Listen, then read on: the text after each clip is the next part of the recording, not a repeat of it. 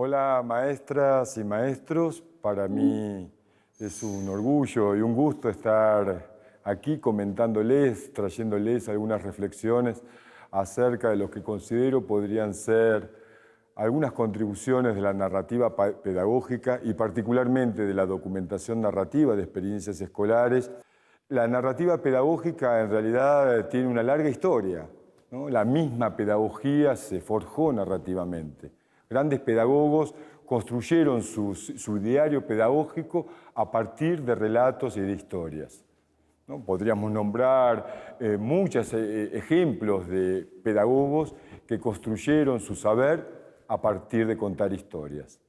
El contar historias de enseñanza y contarlas entre maestras y maestros, conversar en torno de esas historias y de esas narrativas, favorece el proceso de formación entre maestros y también favorece y propicia la indagación de la propia experiencia. La idea es relativamente sencilla, aunque compromete la responsabilidad pedagógica de los docentes en cada ámbito escolar. La idea es que cada maestro, cada maestra escriba su relato, una historia de algunas cuestiones que resultaron significativas en términos pedagógicos para ellos mismos y también para sus alumnos y alumnas. La idea es que este relato circule en colectivos de maestros, todos narradores de historias, y que en ese intercambio se potencie, ¿no?, la interrogación y la reflexión sobre la práctica. La narrativa, históricamente, ha significado que los maestros se conviertan en pedagogos, es decir, en sujetos que producen saber pedagógico, y que al mismo tiempo ese saber pueda ser transmitido a otros y potenciado en el ámbito del desempeño y de la práctica escolar. También es cierto que durante mucho tiempo y a partir de estas políticas de destitución del saber pedagógico de los docentes, ¿no?, los maestros nos hemos acostumbrado a simplemente esperar que nos vengan a decir lo que tenemos que hacer. La narrativa permite justamente lo contrario, que nuestra palabra sea escuchada y que los ámbitos colectivos en donde esta palabra y estas historias puedan circular, puedan constituirse también en espacios de autoformación y de conformación entre maestros. Esta es otra de las potencialidades de la narrativa pedagógica cuando circula entre maestros. Favorecer procesos en donde los maestros se apropian de su propia formación al mismo tiempo que se apropian del currículum. Y al tiempo que producen saber pedagógico y saber curricular, ¿no?, se proyectan como un activo sujeto de transformación escolar. Y además de eso permite que los docentes, maestros y maestras, se convierten en autores de relatos pedagógicos en la medida que esos relatos y esas historias se disponen públicamente, es decir, se publican, ¿no?, se inscriben en el debate público y en el debate especializado de la educación, propiciando conversaciones productivas con los especialistas y los cientistas de la educación, los planificadores, los diseñadores de currículum. La idea es construir documentos narrativos y curriculares escritos por maestros y por maestras. Generar las condiciones implica desaprender varias cosas. Por ejemplo, las palabras que muchas veces obstaculizan una reflexión pedagógica. Y eso se hace hablando, escribiendo muchas versiones del relato, hasta llegar a una que podamos pensar que es la primera versión del relato, sabiendo que esa no va a ser la última, sino que eso va a implicar un proceso de conversación entre pares. Constituir el colectivo de docentes narradores, entonces, es indispensable para que los docentes se sientan cómodos para hablar y escribir. Y eso no es tan sencillo, porque implica que los docentes sientan la confianza y se sientan cómodos para contarnos sus secretos, para contarse entre maestros y maestras los secretos pedagógicos de su práctica. Una historia que les haya resultado significativa, una experiencia que les haya por algún motivo llamado la atención o significado un aprendizaje fundamental en su historia como docentes, puede ser el motivo que dispare la historia. Los colectivos implican un espacio de colegialidad en donde las relaciones horizontales entre pares garantizan la circulación de la palabra. No resulta fácil que los maestros ganaran la confianza para contar sus historias. La presencia del otro maestro, de la otra maestra, resulta fundamental y la escucha de ese maestro y de esa maestra resulta indispensable para que esa primera versión del relato vaya creciendo y se vaya tornando cada vez más significativa en términos pedagógicos. Entonces, lo primero es la constitución de los colectivos. Inmediatamente la disposición para narrar la historia y escribirla en una primera versión. Esa primera versión circulará en el colectivo y será leída por los pares. También el docente que narra tendrá la oportunidad de leer los relatos de sus colegas. Y en ese ir y venir de los relatos,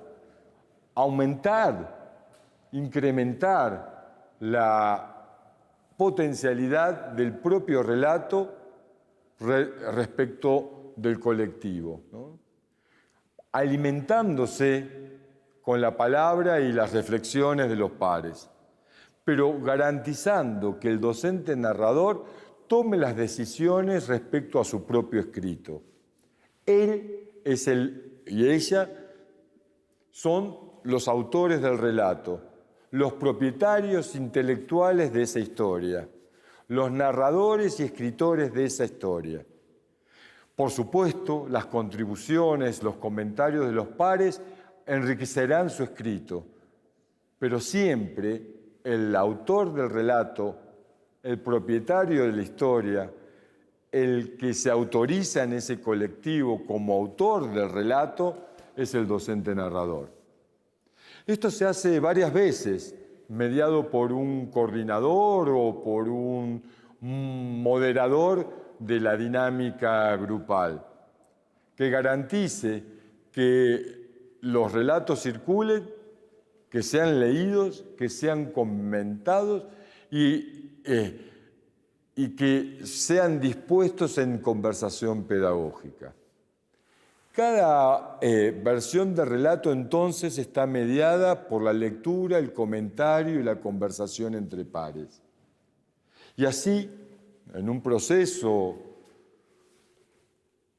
largo y complejo, el docente va construyendo y reconstruyendo su relato hasta que ese colectivo decide que ese relato es publicable. Es decir, que saldrá del ámbito íntimo del grupo para disponerse públicamente en el espacio educativo, en la comunidad educativa, en el ámbito plural del debate pedagógico. Luego de la publicación del relato en distintos formatos, que puede ser a través de libros o a través de ateneos en donde se lean los relatos, o a través de revistas o repositorios virtuales, el docente narrador se convierte en autor. Y fíjense qué interesante, su producción intelectual y pedagógica, ¿no?, ratifica su autoría del relato, lo constituye en autor de pedagogía y no tan solo en receptor de recetas construidas por otros. Y se pueden generar a partir de ahí distintos circuitos de circulación de esa palabra escrita, de esas historias narradas y de esos documentos curriculares de primer orden, ¿no? Favoreciendo también a la idea del currículum, para entenderlo no solamente como una prescripción para la enseñanza o una selección, organización y secuenciación de contenido, sino revitalizando el currículum a partir de experiencias vividas en las escuelas. El currículum de México contada, narrado por sus fundamentales protagonistas, los maestros y las maestras que a través de su trabajo cotidiano hacen la escuela. Tal vez a través de las narrativas pedagógicas, de los documentos narrativos de experiencias pedagógicas escritos por los maestros, podamos imaginar otro currículum y otra escuela. Por supuesto, a partir de esas historias, ¿no? También, ¿no? Se genera un compromiso indispensable entre los maestros y las maestras y las políticas educativas. Ya no son solo objetos de políticas, sino activos constructores de política curricular.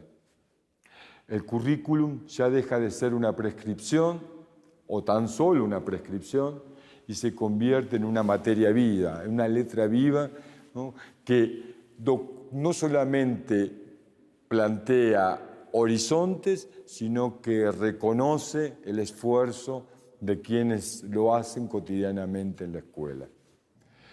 El desafío, entonces, es una fuerte interpelación a la autoformación, a la coformación y a la conformación de colectivos, ¿no? de interpretación pedagógica en cada escuela, en cada espacio escolar, en diálogo con la comunidad y con la política educativa, para que el currículo no sea solamente aquello que baja, sino también aquello que se cuece en el ámbito escolar y se proyecta hacia arriba. Esto los responsabiliza y los compromete en la profesionalidad docente y en la tarea de construir saber pedagógico. Y calificando y recualificando el trabajo de los maestros y las maestras como constructores cotidianos de la experiencia escolar y del currículum escolar.